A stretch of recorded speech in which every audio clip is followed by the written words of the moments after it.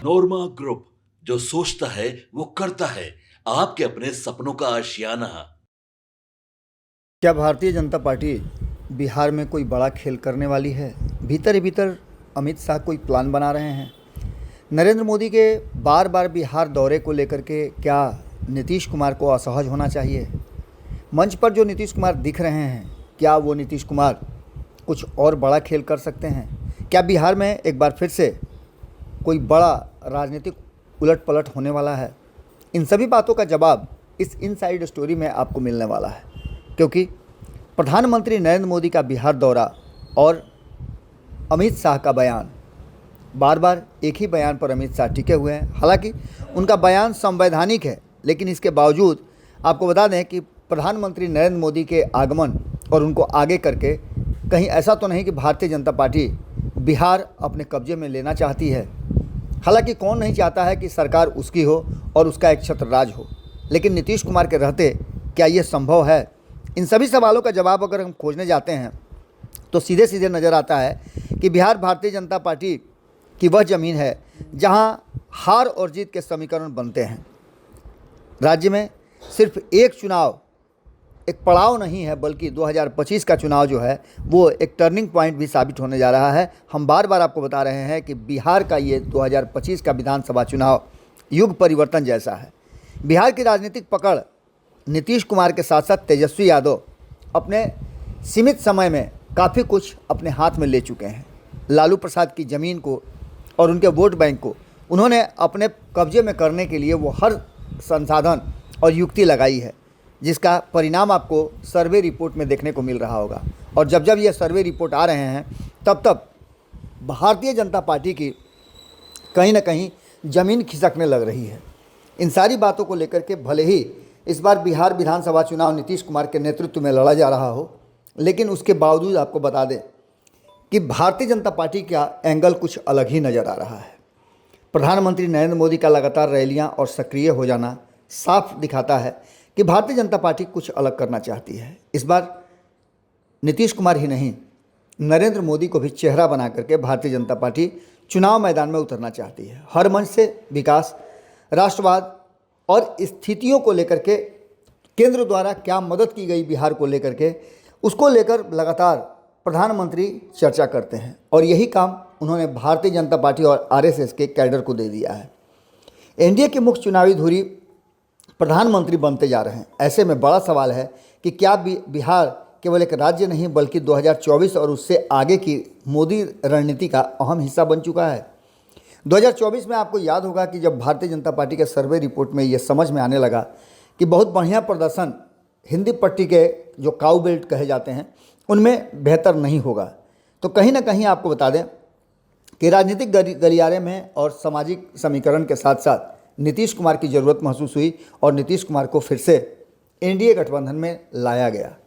दरअसल नरेंद्र मोदी के लिए बिहार क्यों जरूरी है, इस पर राजनीतिक विश्लेषक जो है कई तरह की राय रखते हैं, लेकिन सबसे बड़ी राय ये है कि भारतीय जनता पार्टी का जो मोर की तरह नाचने का फन है, पूरे बिहार पूरे देश में नाच करके आती है, लेकिन जब बिहार की धरती पर पहुंचती है तो यहाँ उसे अपने पैर पर नज़र पड़ जाता है।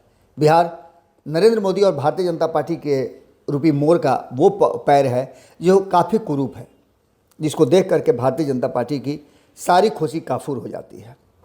आपको बता दें कि इसको लेकर के लगातार कई राजनीतिक विश्लेषकों से हमारी बातचीत हुई। सबका मानना यह है कि इस बार नीतीश कुमार को कमज़ोर आंकने का प्रयास धीरे धीरे करके भारतीय जनता पार्टी कर रही है। पिछले 2020 के चुनाव में जिस तरह के परिणाम आए उसको लेकर के भारतीय जनता पार्टी आशान्वित थी और उसे लगता था कि नीतीश कुमार से वो सत्ता हस्तांतरित कर लेगी, लेकिन ऐसा संभव नहीं हो पाया। अब इसके बाद पूरी तरह से भारतीय जनता पार्टी बिहार पर फोकस्ड है। यह साफ है कि भारतीय जनता पार्टी चुनाव को भी मोदी के चेहरे पर लड़ना चाहती है। वजह साफ है, बिहार की जीत का हार का जो भी मामला सामने आएगा उसमें सीधे सीधे ये संदेश जाएगा कि देश के साथ साथ अब राज्यों में भी नरेंद्र मोदी की चाह लोगों में बढ़ने लगी है। भविष्य में बिहार में अपनी सरकार बनाने के लिए ये भारतीय जनता पार्टी के लिए ज़रूरी भी है और ये काम भारतीय जनता पार्टी अंदर ही अंदर करने भी लगी है। आपको बता दें कि प्रधानमंत्री नरेंद्र मोदी के चुनावी साल में 5वीं बार बिहार का दौरा कर चुके हैं, हजारों करोड़ का तोहफा दे रहे हैं। 2 महीने में दूसरी बार जब प्रधानमंत्री आए तो मंच पर जो कुछ भी हुआ वो सबने देखा। पिछली बार 29 मई को बिहार आए थे, पटना में रोड शो किया था, 30 तारीख को विक्रमगंज में एक बड़ी रैली की थी और 50,000 करोड़ के से अधिक का तोहफा दिया था। उसके 20 दिन बाद सिवान में फिर से प्रधानमंत्री आए और यहाँ भी आकर के उन्होंने कई सौगात दिए।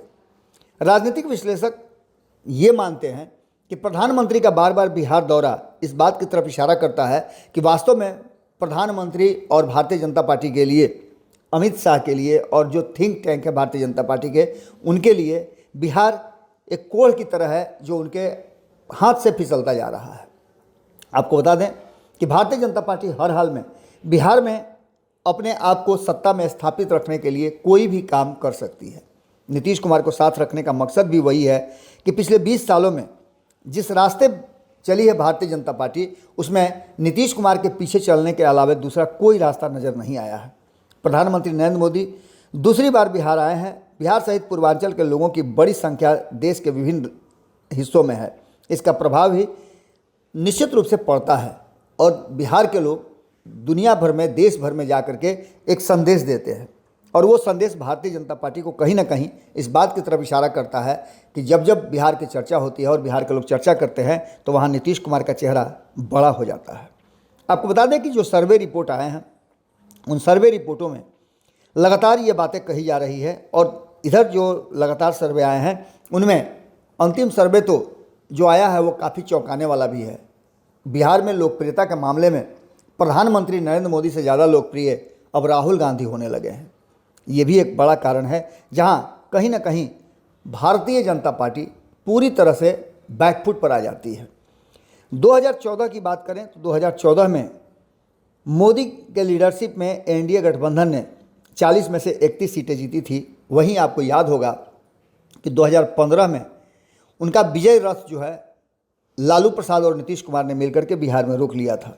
यहाँ मात्र विधानसभा चुनाव में 54 सीटें लेकर के आए और सत्ता से बेदखल थे। 2019 की बात करें तो यहाँ 40 में से 39 सीटें लेकर के आए, लेकिन 2020 की बात करें तो यहाँ पर मात्र 125 सीट जीत करके आए। इसके मायने आप अच्छी तरह से समझ सकते हैं। इस बार कारण कहा जाता है कि चिराग पासवान रहे हैं। इस बार भी 5 पांडवों की टीम है। 2024 की चर्चा करते हैं तो नीतीश कुमार के आने के बाद एनडीए गठबंधन 40 में से 30 सीटें जीत पाया। अगर नीतीश कुमार नहीं आए होते तो आप समझ सकते हैं कि परिस्थितियां क्या होती। कम से कम नीतीश के 12 सीट तो इसमें से घटा ही लीजिए, और जब नीतीश के 12 सीट घटा लेते हैं तो आपको खुद ही अंदाज़ा हो जाता है कि कितनी सीटों पे, मात्र 18 सीटों पे बिहार में, यानी 50% से थोड़ा ज़्यादा होता। यह हो सकता है कि परिस्थितियां कुछ और अलग हो जाती, क्योंकि नीतीश कुमार अगर महागठबंधन में होते तो कई सीटों पे हार जीत का फैसला और दूसरे तरीके से भी हो सकता था। खैर, इन सारी बातों के साथ साथ अब बिहार को लेकर के जो बातें कही जा रही है, बिहार और यूपी के 2 ऐसे प्रदेश हैं जब तक कांग्रेस यहाँ से जीतती रही, केंद्र में उसकी सरकार बनती रही। कांग्रेस जब से हाशिए पर रही, दोनों राज्य में केंद्र में उसकी सरकार नहीं बनी और चली गई। इन सारी बातों को लेकर के आंकड़े लगातार आ रहे हैं और इन आंकड़ों में सबसे बड़ा आंकड़ा जो है वो बिहार विधानसभा चुनाव की कमान भले ही नीतीश कुमार के पास हो, लेकिन प्रधानमंत्री नरेंद्र मोदी को आगे करके भारतीय जनता पार्टी चुनावी रैलियों को संबोधित करा रही है और साथ साथ नीतीश कुमार के कद को छोटा करने की कोशिश में भी लगी हुई है।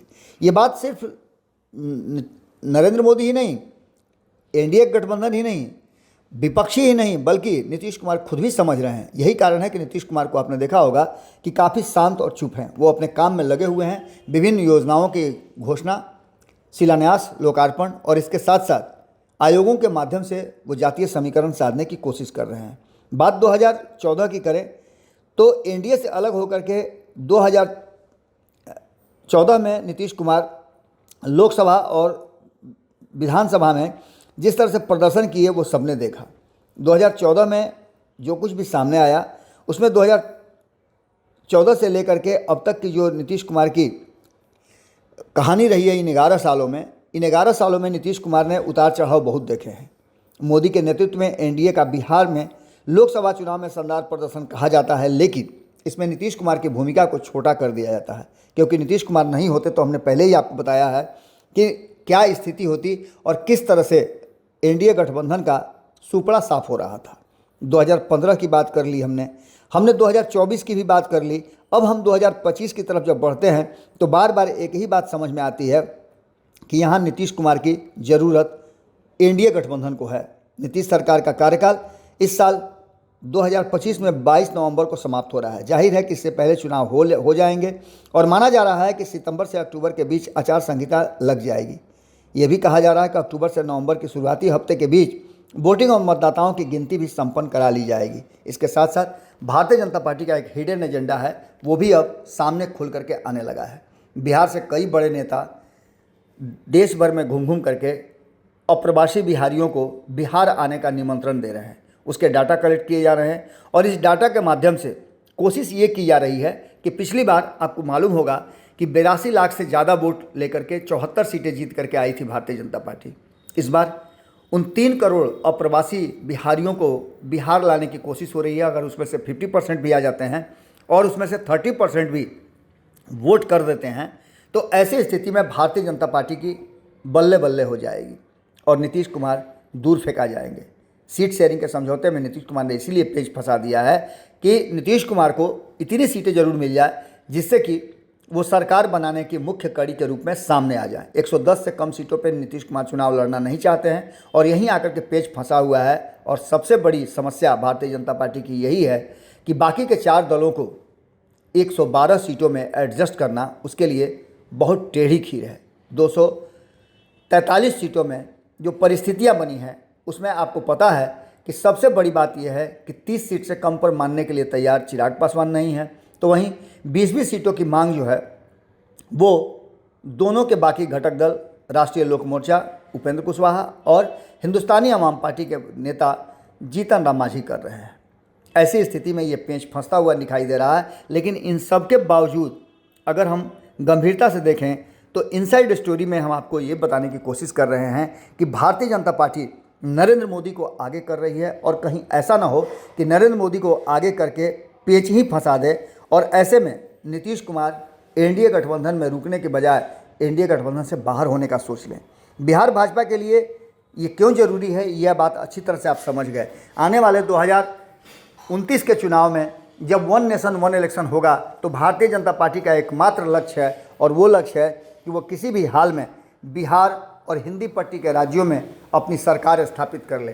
कितना सफल हो पाती है ये तो वक्त बताएगा, लेकिन भारतीय जनता पार्टी ने अपनी तैयारी शुरू कर दी है।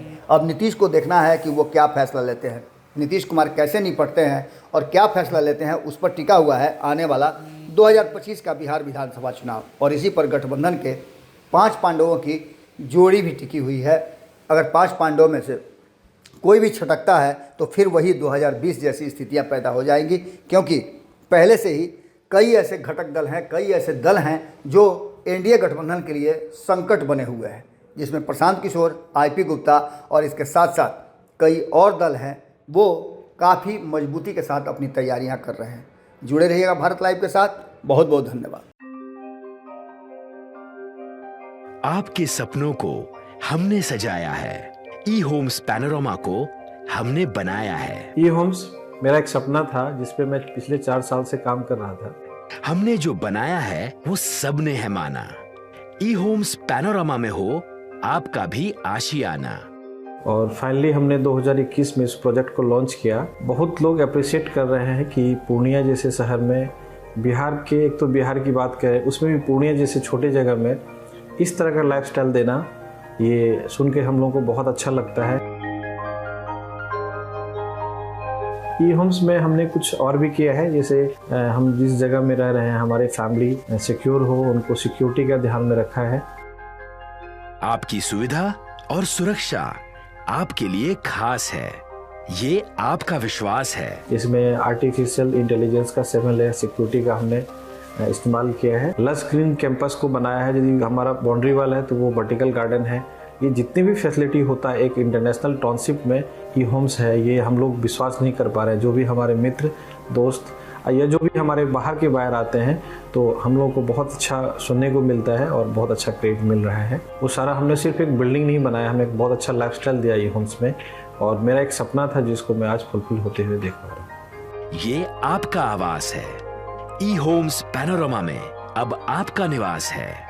E Homes Panorama, luxurious lifestyle redefined. Panorama group, जो सोचता है वो करता है। अगर ये वीडियो पसंद आई और वह बिहार के राजनीति और बिहारियत से सरोकार रखेनी तो सब्सक्राइब बटन दबा के चैनल के सब्सक्राइब कर ली। ओजे एगो घंटी बा, ओकरा बटन दबा देला से कुल सटीक और मारक खबर रुआ मुफ्त में मिल जाई। अगर रुआ पत्रकारिता के हमनी के नया प्रयोग में सहयोग कर चाहतानी तो ज्वाइन बटन दबा दी। पेटीएम नंबर नोट कर ली 9386816700।